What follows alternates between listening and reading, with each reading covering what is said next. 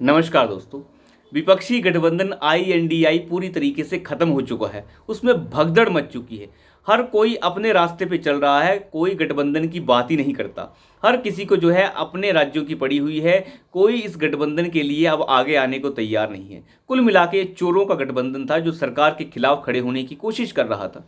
सरकार के खिलाफ गठबंधन बनाने में कोई दिक्कत नहीं है, लेकिन तर्क के आधार पर गठबंधन बनाया जाता है। मोदी को हटाना है, इसलिए सब चोरों को मिल जाना है। केजरीवाल जो हर किसी को कहता था कि मैं जेल में डाल दूंगा, जो गलत लोग हैं उन्हें जेल में डालिए, लेकिन फिलहाल गलत लोग सारे इकट्ठे हो सकते हैं क्योंकि मोदी को हटाना है। ये क्या कोई तर्क है? बिना मतलब के तर्क हैं ये। लेकिन अब इस विपक्षी गठबंधन में पूरी तरीके से फूट पड़ चुकी है। नीतीश कुमार जो इस गठबंधन के सूत्रधार थे, उन्होंने कांग्रेस के ऊपर जोरदार हमला किया है और मुस्कुराते हुए पत्रकारों से बात करते हुए उन्होंने कहा कि इस कांग्रेस पार्टी को तो केवल 5 राज्यों के चुनाव की पड़ी हुई है, इसे कोई मतलब नहीं है गठबंधन का। कुल मिलाकर उन्होंने गठबंधन की जो पूरी की पूरी मुहिम थी उसके ऊपर पलीता लगा दिया है और कह दिया है कि कांग्रेस पार्टी को कोई भी लेना देना नहीं है गठबंधन के साथ। उन्हें सिर्फ 5 राज्यों की जीत के ऊपर ही पूरा का पूरा फोकस है, बाकी उन्हें कोई लेना देना नहीं है। आप जानते ही हैं पहले अखिलेश यादव जिस तरीके से मध्य प्रदेश गए और किस तरीके से उन्हें वहां पे बेइज्जत किया कमलनाथ ने। उसके बाद अखिलेश यादव ने कह दिया कि हम चिरकुटों से बात नहीं करते, कमलनाथ को उन्होंने चिरकुट कह दिया था। तो ये इस तरीके का हाल जो है इस विपक्षी गठबंधन का हो चुका है। अब दूसरी तरफ बात कर लेते हैं। अखिलेश ने 2 दिन पहले ये साफ कर दिया है कि हम लोकसभा चुनाव में 65 सीटों के ऊपर चुनाव लड़ेंगे। किसी को हमारा साथ देना हो दे, ना देना हो ना दे, लेकिन हम सिर्फ 15 सीटें दूसरों के लिए छोड़ने वाले हैं। इसमें जो है आरएलडी भी अपना सिस्टम देख ले और साथ ही साथ जो है कांग्रेस पार्टी देख ले।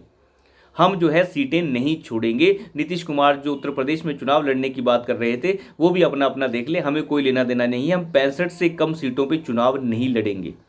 ये बात अब साफ हो चुकी है।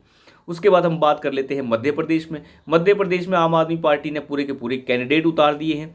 उसके बाद अखिलेश यादव ने भी अपने कैंडिडेट विधानसभा चुनावों के लिए उतार दिए हैं। किस तरीके का गठबंधन है ये लोगों को बेवकूफ़ बनाने का गठबंधन है और इसका कोई भी आधार नहीं है। लोगों को बेवकूफ़ समझा जा रहा है कि पहले हम इकट्ठे हो जाएंगे, बाद में हम अलग हो जाएंगे।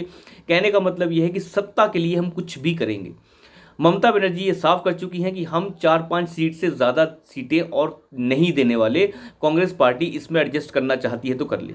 असम के अंदर जो है जो दावा ठोका था तृणमूल कांग्रेस पार्टी ने कि हम जो है आधी सीटों पर लड़ना चाहते हैं, तो वहाँ की कांग्रेस की इकाई ने ये साफ कर दिया था। मैं पहले की वीडियो में भी बता चुका हूँ, कांग्रेस ने ये साफ कर दिया था कि हम किसी भी तौर पे ये नहीं चाहते कि तृणमूल कांग्रेस पार्टी जो है असम के अंदर सीटें लड़े, क्योंकि आपका यहाँ पे कोई जनाधार नहीं है। और तृणमूल कांग्रेस पार्टी कह रही थी कि वहाँ मुसलमान वोट हमारा बहुत है, बंगाली वोट बहुत है, तो इसलिए हमें आधी सीटें दे दीजिए। लेकिन इसके लिए कांग्रेस पार्टी ने मना कर दिया। सब तरफ भगदड़ मच चुकी है और ये कह रहे थे कि हम चुनाव लड़ रहे हैं, इकट्ठे होकर चुनाव लड़ रहे हैं। इकट्ठे होकर कि चोर चोर इकट्ठे हो जाएंगे? लालू यादव, केजरीवाल, शरद पवार, ये सब इकट्ठे हो रहे हैं। अब अंदाज़ा लगाइए किस तरीके का गठबंधन है। गठबंधन सरकार को हटाने के लिए नहीं, नीतियों के हिसाब से होना चाहिए। आपके पास नीतियां होनी चाहिए, आपके पास आइडिया होना चाहिए, आपके पास रूपरेखा होनी चाहिए कि नहीं हम ऐसे बेहतर करेंगे। मोदी सरकार इस तरीके से कर रही है, हम इस तरीके से करेंगे। सिर्फ 2-3 ही शब्द हैं गठबंधन के पास बोलने के लिए कि एजेंसियां हमारे खिलाफ काम कर रही हैं, और दूसरी बात अडानी, अंबानी और टाटा, बस ये 4-5 चीज़ें हैं बोलने के लिए, इसके सिवाय कुछ बोलने के लिए नहीं है। फिर कहते हैं कि एजेंसियां हमारे खिलाफ काम कर रही हैं। कैसे कर रही हैं आपके खिलाफ काम? एजेंसियों के अगर आप केसेस देखें तो लगभग 98% केसेस जो है उद्योगपतियों और दूसरे लोगों के होते हैं उनके पास। मात्र 1 से 2% केसेस जो हैं नेताओं के होते हैं। तो अब नेताओं के हैं तो कहते हैं कि विपक्षी दलों पर टारगेट हो रहा है, तो भैया जिसकी लाठी उसी की भैंस।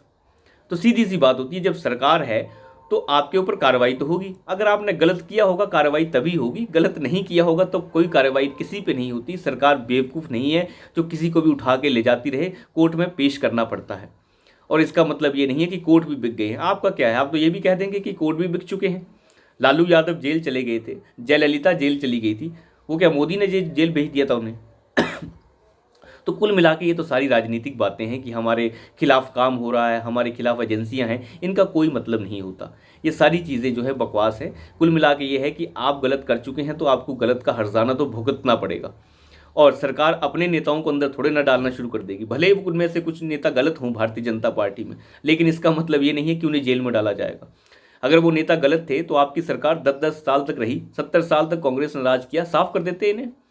आप तो साफ नहीं कर पाए, इसका मतलब गलत नहीं किया है। आपकी सरकारें लगभग 10 से 13-14 राज्य, 12-13 राज्य ऐसे हैं जहां पे गैर कांग्रेसी गैर भाजपाई सरकारें चल रही हैं। आप एक्शन क्यों नहीं लेते? आपके पास एंटी करप्शन ब्यूरो है, आप एक्शन लीजिए, कोर्ट में पेश कीजिए। तब आप पेश नहीं करेंगे, तब आप कोई कार्रवाई नहीं करेंगे, क्योंकि बस का नहीं है कार्रवाई करना। कार्रवाई के लिए सबूत होने चाहिए। जब खुद के ही घर शीशे के हों तो दूसरों के ऊपर पत्थर क्यों मारे जा रहे हैं? तो ये सारे के सारे प्रोपोगंडा और राजनीतिक बातें हैं, इन सबसे कुछ नहीं होने वाला। कुल मिला के नीतीश कुमार ने ये साफ कर दिया है कि ये गठबंधन अब खत्म हो चुका है, इसमें कुछ नहीं बचा है। और अखिलेश यादव ने इसके ऊपर मुहर लगा दी है, और ममता बनर्जी ने तो इसके लिए पहले ही साफ कर दिया था कि ये गठबंधन जो है ठगबंधन है और कुछ नहीं। तो अभी के लिए इतना ही, धन्यवाद।